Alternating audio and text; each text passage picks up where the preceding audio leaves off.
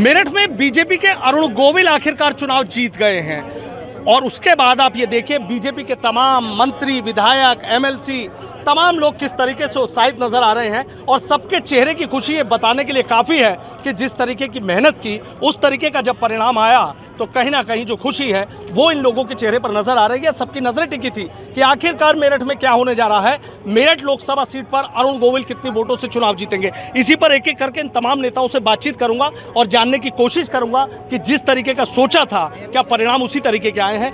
ऊर्जा राज्य मंत्री हैं डॉक्टर सोमेंद्र तोमर। सोमेंद्र जी, मुझे ये बताइए, जिस तरीके का परिणाम सोचा था वो आया?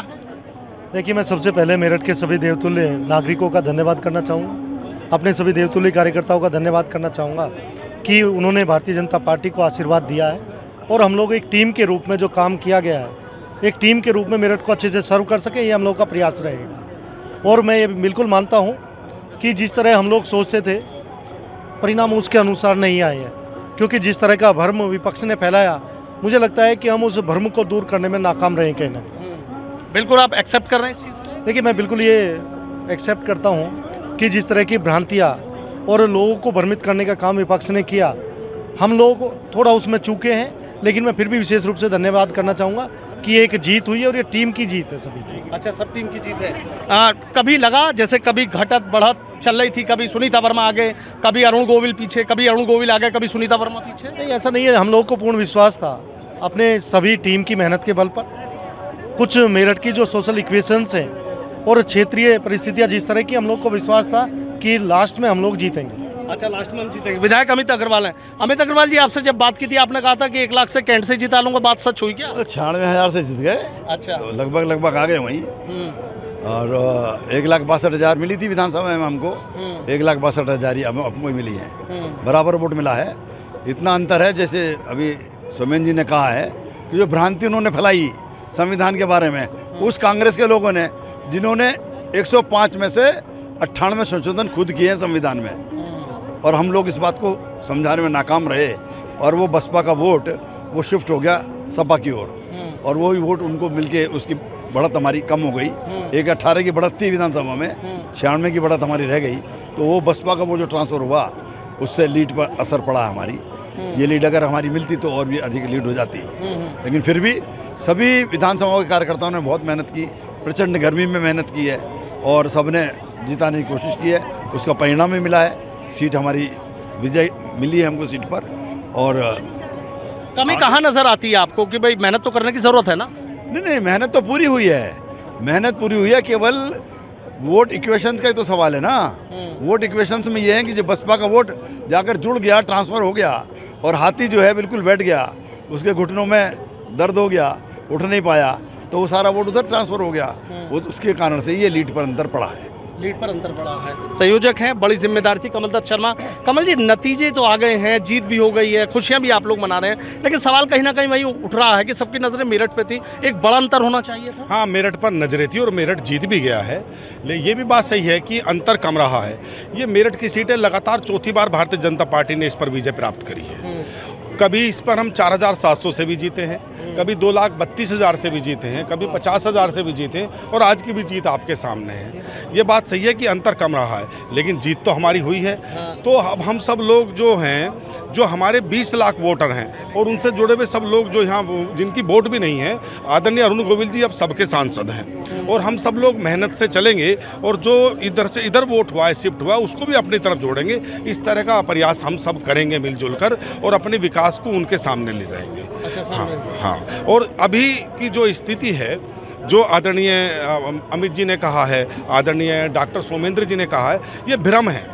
ये भ्रम बहुत जल्दी टूट जाता है। आदरणीय मोदी जी अब प्रधानमंत्री फिर बनने जा रहे हैं। अभी भी हम सबसे बड़ी पार्टी हैं और 300 से ऊपर जा रहे हैं, लेकिन भ्रम की जो स्थिति है, भ्रम तो भ्रम है और ये तो टूटना ही है। और टूटने के बाद जब सच सामने आएगा तो जनता इधर जो चली गई थी वो भी वापस आएगी, वो भी वापस आ जाएगी। हमारे साथ एमएलसी हैं धर्मेंद्र भारद्वाज जी। धर्मेंद्र जी, नतीजों को किस नज़रिए से देख रहे हैं? नतीजे बहुत अच्छे हैं। ऐसा कुछ नहीं है कि नतीजे आप डाउटफुल हो या कुछ हो, क्योंकि देश की जनता ने तीसरी बार यशस्वी नेतृत्व देने वाले प्रधानमंत्री मोदी जी को तीसरी बार प्रधानमंत्री बनाने का जनादेश दिया है और पूरे देश ने मन बनाया था कि हम तीसरी बार प्रधानमंत्री मोदी जी को ही जनादेश देंगे, वो दिया है। और जहाँ तक सवाल ये है कि जैसा आप क्वेश्चन पूछ रहे हैं मैं उसी के बताना चाहता हूँ। कुछ स्टेट में मान लिया अगर कहीं स्टेट में हमारे उत्तर प्रदेश में है हमारी कम आई हैं सीटें, तो कर्नाटक में हम बढ़े हैं, हम तेलंगाना में भी बढ़े हैं, हम मध्य प्रदेश में अपना हुआ है, उड़ीसा में हुआ है।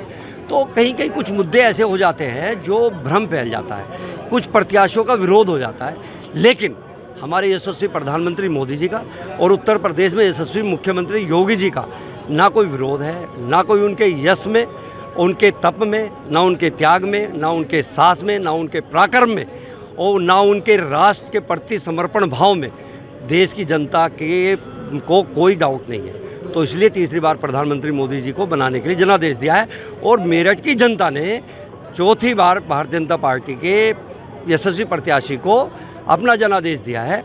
और जो कास्ट इक्वेशंस होती है, जो चुनाव होता है वो कास्ट पे चला जाता है कहीं ना कहीं, तो उस इक्वेशन से जीत का अंतर थोड़ा बहुत कम हो सकता है, बढ़ सकता है।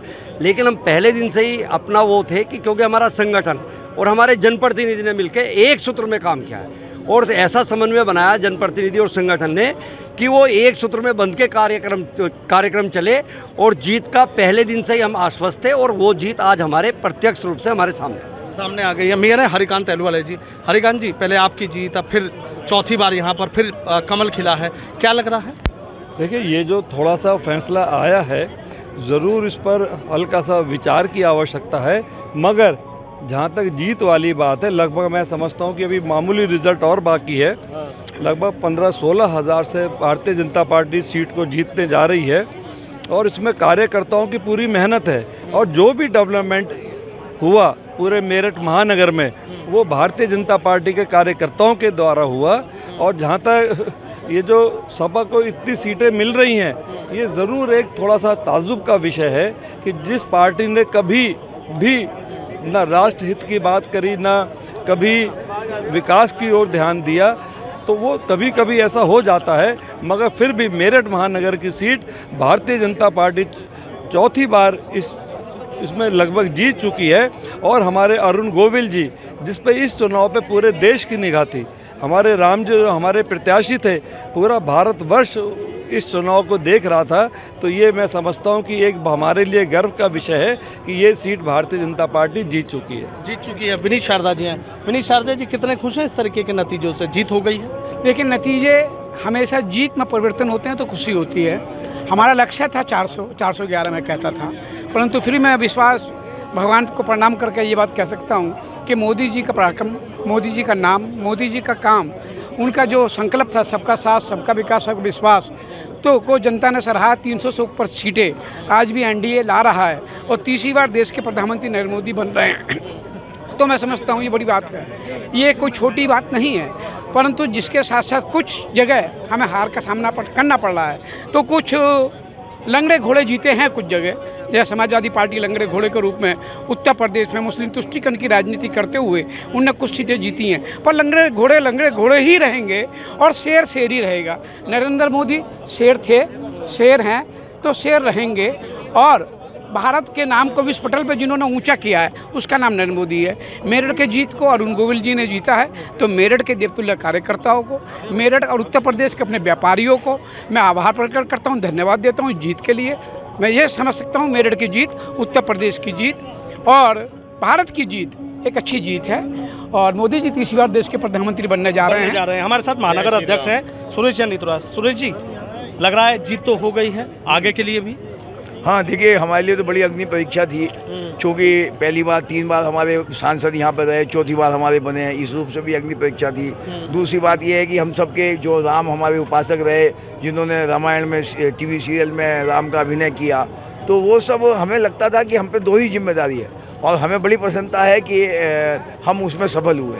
और जहाँ तक थोड़ी हार जीत की उसका कम बढ़ती का सवाल है, तो विपक्ष ने जो भ्रामक प्रचार किया, संविधान को हाथ में लेकर के वो विधान बदलना चाहते हैं, आरक्षण को समाप्त करना चाहते हैं, पिछड़ों को ये करना चाहते हैं, तो वो जो उन्होंने किया उसका भ्रम जाल फैला, जिसकी वजह से थोड़ा ये उतार चढ़ाव हुआ है। बाकी हमारे उसकी जीत हुई है। निश्चित रूप से अरुण गोविल जी यहाँ पर जिस भावना के साथ यहाँ की जनता ने चुना है उसकी कसौटी पर निश्चित रूप से खड़े उतरे। अच्छा, बहुत बहुत शुक्रिया। देखिए, पूर्व विधायक हमारे साथ आएगी, जो उनसे बात करूँगा। नतीजे आप मान रहे हैं कि ठीक आए हैं या कुछ तो कमी है?